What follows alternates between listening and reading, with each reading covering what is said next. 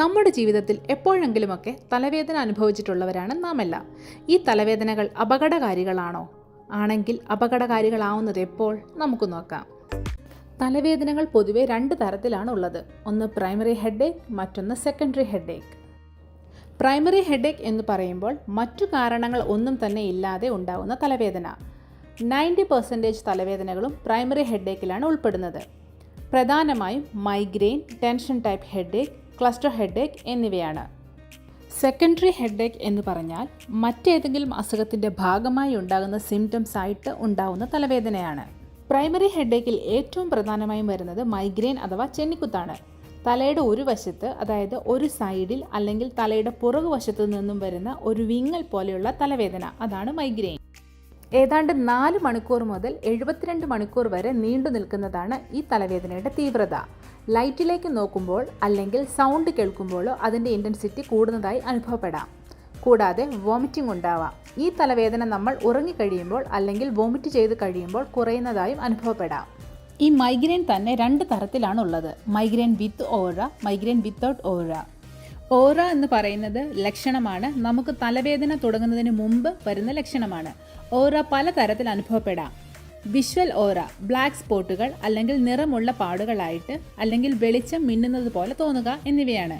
Sensory ഓറ, കൈകാലുകൾക്ക് അല്ലെങ്കിൽ ഫേസിലോ ഉണ്ടാവുന്ന മരവിപ്പ്, തരിപ്പ്, ഇതാണ് സെൻസറി ഓറ.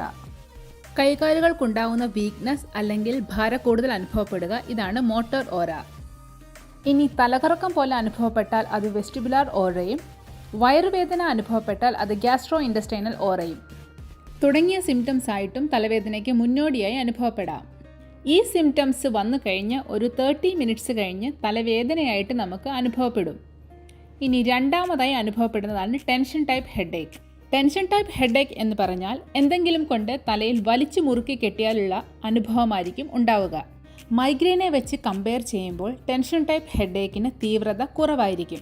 വോമിറ്റിംഗ് പോലെയുള്ള സിംറ്റംസ് ഒന്നും ഉണ്ടാവില്ല. Cluster headache. ക്ലസ്റ്റർ ഹെഡേക്കിന് അതിതീവ്രമായ തലവേദനയാണ്. അതിനോടൊപ്പം തന്നെ കണ്ണുകൾ ചുവന്നു വരികയും കണ്ണിൽ നിന്ന് വെള്ളം വരികയും ഉണ്ടാകാറുണ്ട്. 15 മിനിറ്റ് മുതൽ 3 മണിക്കൂർ വരെയാണ് ക്ലസ്റ്റർ ഹെഡേക്ക് നിലനിൽക്കുക. ക്ലസ്റ്റർ ഹെഡേക്കിൻ്റെ പ്രത്യേകത ഒരു ദിവസം ഒരു സമയത്ത് വന്നാൽ അടുത്ത ദിവസം അതേ സമയത്ത് തന്നെ വരുന്നു എന്നുള്ളതാണ്.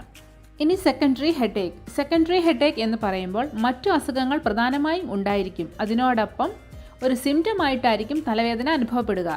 ഇതിൽ ശ്രദ്ധിക്കേണ്ട കാര്യങ്ങൾ: തലവേദനയ്ക്കൊപ്പം പനി, വോമിറ്റിംഗ് എന്നിവ ഉണ്ടാവുകയാണെങ്കിൽ ചിലപ്പോൾ അത് മെനിഞ്ചൈറ്റിസ് ആവാം. ഇനി തലവേദന, പനി, ഒപ്പം അബോധാവസ്ഥയിലേക്ക് പോവുക, അബ്നോർമലായി സംസാരിക്കുക, അപസ്മാരം ഉണ്ടാവുക, ഇങ്ങനെ ഉണ്ടായാൽ അത് എൻസെഫലൈറ്റിസ് ആവാം. പെട്ടെന്നുണ്ടാവുന്ന തലവേദന അതികഠിനമായ വേദനയാണ് ഫീൽ ചെയ്യുന്നതെങ്കിൽ അത് ചിലപ്പോൾ തലയ്ക്കുള്ളിലെ അമിത രക്തസ്രാവം ഉണ്ടാവുന്നതായിരിക്കാം. ഇങ്ങനെ ഉണ്ടാകുന്ന തലവേദന അതിൻ്റെ മാക്സിമം ഇൻറ്റൻസിറ്റിയിൽ എത്തുന്നത് 1 മിനിറ്റിലായിരിക്കാം. ഇതിനെ ത്രോബിംഗ് ഹെഡേക്ക് എന്ന് പറയുന്നു. ഇതുണ്ടാവുന്നത് വളരെ കുറച്ച് കണ്ടീഷനുകളിലാണ്. രക്തസ്രാവം, അതായത് സബ് ആരക്കിനോഡൽ ഹെമറേജ്, അല്ലെങ്കിൽ രക്തക്കുഴലുകൾ ചുരുങ്ങുന്ന അസുഖങ്ങൾ, അല്ലെങ്കിൽ രക്തധമനികളിൽ ഉണ്ടാവുന്ന ക്ലോട്ട് കൊണ്ടും ഇതുണ്ടാവാം. ഇനി മൈഗ്രെയിൻ ഉള്ള ആളുകൾക്ക് മൈഗ്രെയിൻ്റെ പാറ്റേണിൽ നിന്നും വ്യത്യാസമായി ഒരു ഹെഡേക്ക് വരികയാണ്, അല്ലെങ്കിൽ അതിൻ്റെ ഇൻറ്റൻസിറ്റി കൂടുകയാണ്. മറ്റൊരു പാറ്റേണിലേക്ക് പോവുകയാണെങ്കിൽ അതും ഒരു അപകട സൂചനയാണ്.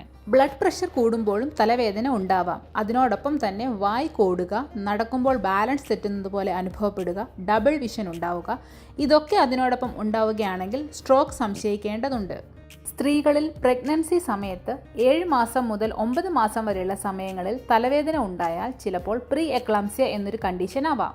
ചിലരിൽ ഇരിക്കുമ്പോൾ നല്ല തലവേദന അനുഭവപ്പെടുകയും കിടക്കുമ്പോൾ വേദന കുറയുകയും ചെയ്യുന്നുണ്ടെങ്കിൽ അതിനെ സ്പോണ്ടേനിയസ് ഇൻട്രാക്രേനിയൽ ഹൈപ്പോടെൻഷൻ എന്ന് പറയും. അത് കൂടുതലും സുഷുമ്നാ നാഡിയുടെ കവറിങ്ങിലുണ്ടാകുന്ന ഒരു ഡിഫക്റ്റ് കൊണ്ടാണ് സംഭവിക്കുന്നത്. ചിലരിൽ ചുമയ്ക്കുമ്പോഴും തുമ്മുമ്പോഴും മാത്രമാണ് തലവേദന ഉണ്ടാവുന്നതെങ്കിൽ അതൊരു അപകട സൂചനയാണ്. ചിലപ്പോൾ ജന്മനാ ഉള്ള ഏതെങ്കിലും വൈകല്യങ്ങളുടെ ഭാഗമായാവാം ഇതുണ്ടാവുന്നത്. സാധാരണ കാണുന്ന സൈനസൈറ്റിസിനും ഇങ്ങനെ ഉണ്ടാവാറുണ്ട്. ഇത്രയുമാണ് സെക്കൻഡറി ഹെഡേക്കിൽ കോമൺ ആയി കാണുന്നത്. നമ്മൾ കറക്റ്റായി സെക്കൻഡറി ഹെഡേക്ക് ആണെന്ന് ഐഡൻറ്റിഫൈ ചെയ്താൽ കാരണം കണ്ടെത്താനായി CT സ്കാൻ ചെയ്യേണ്ടതുണ്ട്. സ്കാനിങ്ങിലൂടെ കാരണം കണ്ടെത്തി ട്രീറ്റ്മെൻറ്റ് എടുക്കേണ്ടത് അനിവാര്യമാണ്. പ്രൈമറി ഹെഡേക്കിൻ്റെ കാര്യത്തിലാണെങ്കിൽ എന്തുകൊണ്ടാണ് ഹെഡേക്ക് പ്രസിപ്പിറ്റേറ്റ് ചെയ്യുന്നത് എന്ന് കണ്ടെത്തണം. പ്രധാനമായും പ്രസിപ്പിറ്റേറ്റ് ചെയ്യുന്ന ഫാക്ടേഴ്സ് ഫുഡാണ്. ഫുഡിൽ സാധാരണയായി മൈഗ്രെയിൻ കൂട്ടുന്നത് കോഫി, ചോക്ലേറ്റ്, ഐസ്ക്രീം, ചീസ് എന്നിവയാണ്. കഴിവതും ഇവയൊക്കെ ഭക്ഷണത്തിൽ നിന്നും ഒഴിവാക്കാൻ ശ്രമിക്കുക. ഒരുപാട് സൺലൈറ്റ് എക്സ്പോഷർ ലഭിക്കുന്നവരാണെങ്കിൽ അവരിലും തലവേദന ഉണ്ടാവാം. സൺലൈറ്റ് എക്സ്പോഷർ ഇങ്ങനെയുള്ളവർ കുറയ്ക്കാൻ ശ്രദ്ധിക്കുക. ജലാംശം ശരീരത്തിൽ കുറയുമ്പോഴും ചിലരിൽ ഹെഡേക്ക് കൂടാറുണ്ട്. ഇങ്ങനെയുള്ളവർ ധാരാളം വെള്ളം കുടിക്കുക. വ്യായാമം, യോഗ ഇവ പതിവാക്കുക. കൃത്യമായ സമയത്ത് ഉറങ്ങാൻ ശ്രമിക്കുക. പ്രോപ്പറായി മെഡിസിൻ കഴിക്കുക. ഇതൊക്കെ കൊണ്ട് നമുക്ക് തലവേദനയെ നിയന്ത്രിക്കാൻ കഴിയും.